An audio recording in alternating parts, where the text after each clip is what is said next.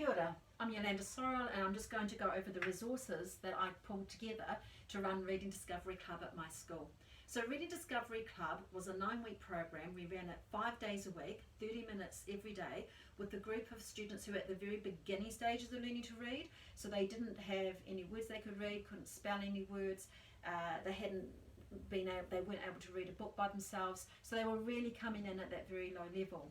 Now in Reading Discovery Club we do guided reading every day, guided writing every day. So I used my own guided readers, the early words readers, for the guided reading component because they're very structured. So with these readers, they work that you start with book 1, which has the word mum, and then the next book has the word in the sequence has mum is exercising, so they've already learned mum, so they're reinforcing mum, then they learn is, and then book by book by book it just kind of builds on what they've had before. So those were the guided reading books I used.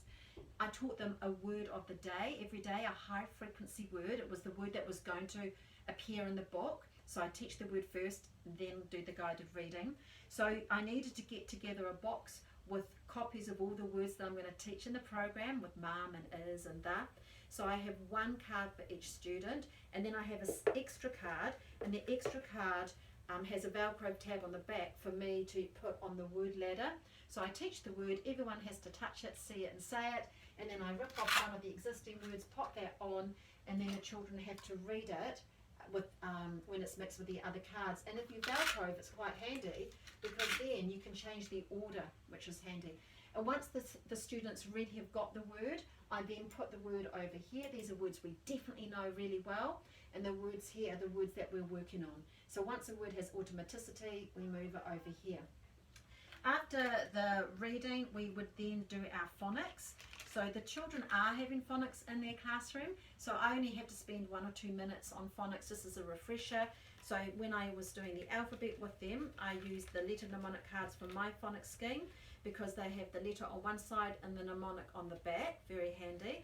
And if you don't have that scheme, you can download it for free from my website with all the little stories. Oops, sorry, there we go, the little stories, or use the scheme you're using at your school. So they learn one letter a day, and they would take that letter home with them with previously taught letter cards. So when we started, there was only one letter in the pack, and then on the second day there were 2. So every day we build it up. Same with the high frequency word cards. I got the students through stage 2, then I taught them stage 3 phonics, got them through stage 3, and then we did stage 4 phonics. And again, it was just 2 to 3 minutes a day. I had word cards ready for them when they got there.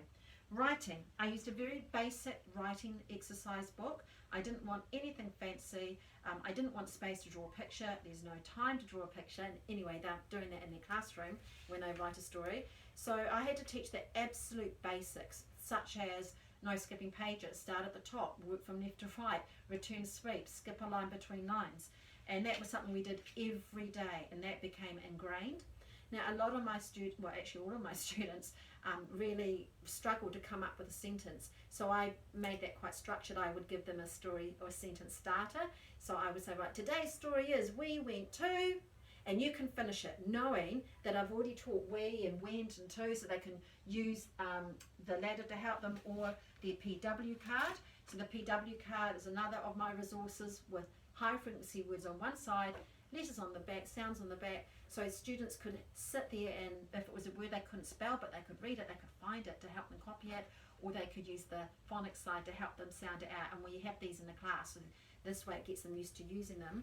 So I would give them the sentence starter, but everyone could choose their own ending to their sentence. So it really was their writing, and they weren't just doing dictation.